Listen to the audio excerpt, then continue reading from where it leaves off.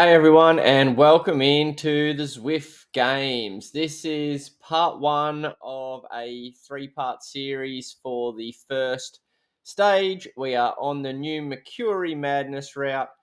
The 50 or so of the world's best Zwifters head to head, fighting it out for prizes and glory.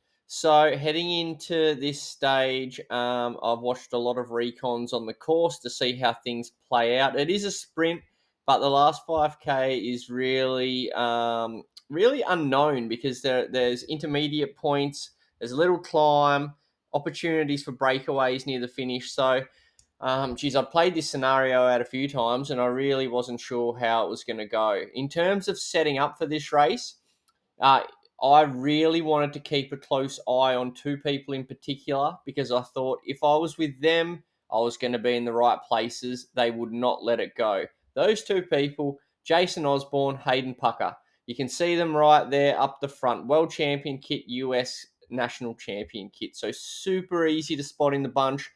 So I knew that they would not want to let anything get away, which is basically what I was happy to do. And if there was a breakaway and they were in it, I wanted to be in it as well because those type of guys have strength to really hold on. So Kaminsky was another one that I was keeping a bit of an eye on in the Polish kit. He's currently at the front.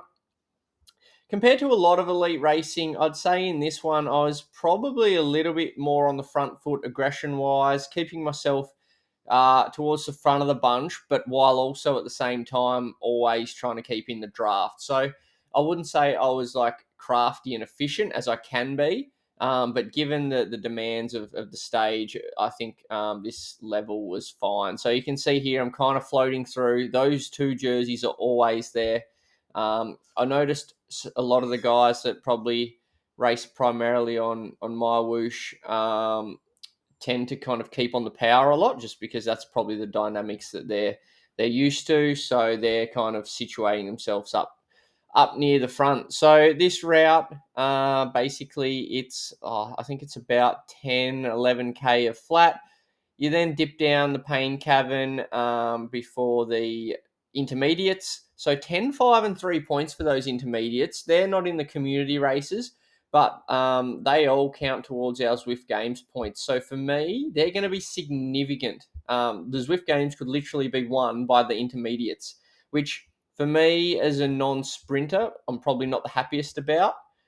Ideally, I want people that win those intermediates to either really earn them and then kind of suffer at the finish for that effort, or to go to people that kind of aren't more of a threat on the GC. The other things to note here, you've got a range of tactics. You've got people that are just here for the Sprint Championship, and you've got people here for the GC. You've also got teams that are helping each other out in certain scenarios, and everyone only gets one power up.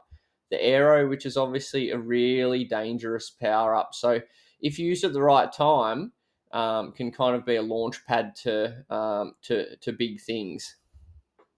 In some of the recon videos that I have watched, early attacks have been successful on this course. So in particular, the one where you continue from the kind of Mecca Isle climb towards the end of the race and then carry your speed into the downhill with an aero. But that one is really risky, and I'm coming into the Zwift Games with the hope of contending for the overall, just because I'm more of an all-rounder, probably more than one of the weeks in particular. So moves like that for me, even though if they happen, I kind of want to be there.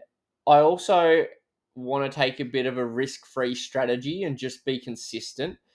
If I attempt something like that, then it's really risky and it could end up getting you like 50th place. So is it worth going for first or second place when you can come 50th? So tossing up those things at the moment as I'm using a little bit of craft finally on the little descent. You can see that my heart rate's finally managed to drop. It's been very consistent, the race so far.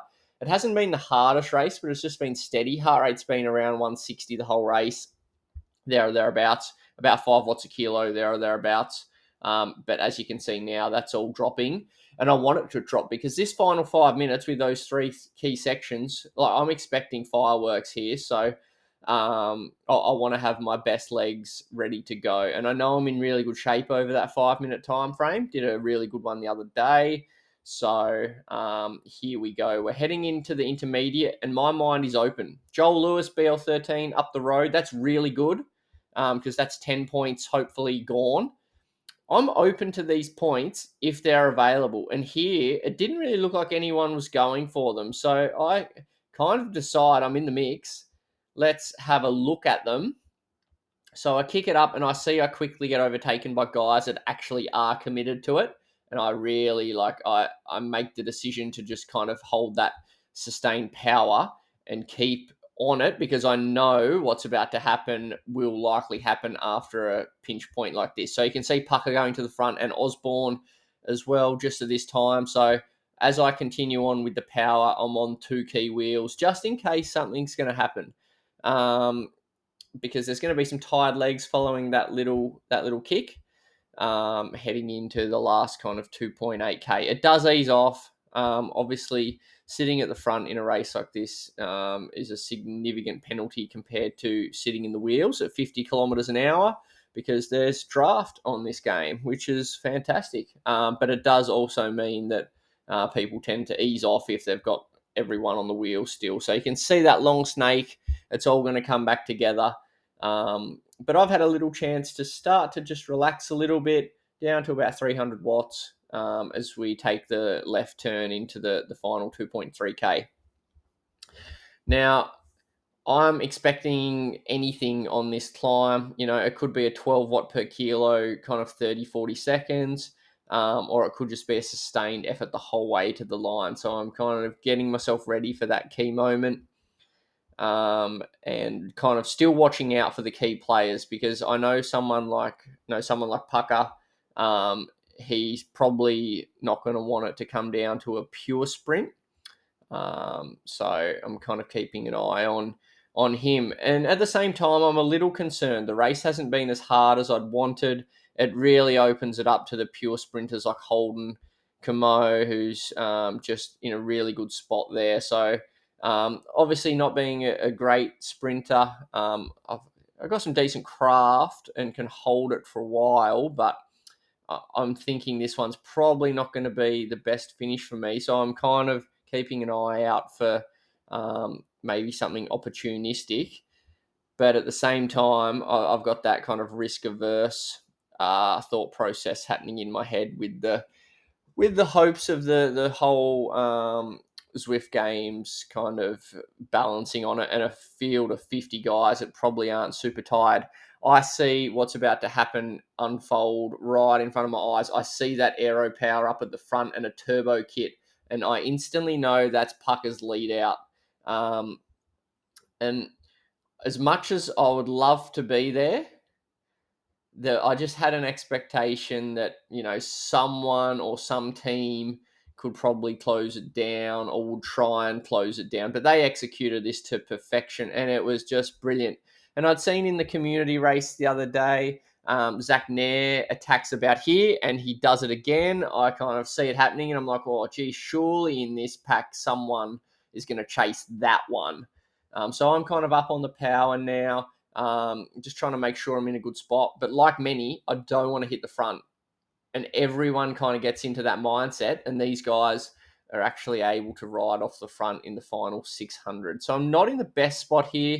I'm just trying to get myself back a little bit before the ramp up. And now things start to happen. We're up in 500-600 watts, 700-800, and everyone's kicking. It's going to be a blanket finish. So let it play out. Feeling pretty good at this stage, but I can kind of see the front. I can see no draft, and I'm concerned. So I just hold back a touch, but then I have to go. It's not the best timing by me, but I'm thereabouts. And we cross the line around absolutely everyone, as you can see, 11th place. So it's a good result on paper for that course for me. Like, I'm really close to like being there, and given my power profile, like, it's good on paper. I almost feel like it could have been a little bit better with some with some slightly better timing. But you get that, and like if you look at the results behind me, there was like 0.3 of a second between me and the next like 20 riders. So I guess it goes either way. And to finish 11th on that one, we take it as a starting point for sure. Great move by Pucker and the Turbo guys to pull that one off. That's a massive one for Pucker going into the races to come for the overall. So let me know what you thought of that one. I know some people probably know how this played out. So if you've got any questions ahead of stages 2 and 3, or stages 2 and the Sprint Showdown that are yet to come, let me know, and I'll try and answer them in the Scotland Smash video. So yeah, cheers for watching. Catch you next time.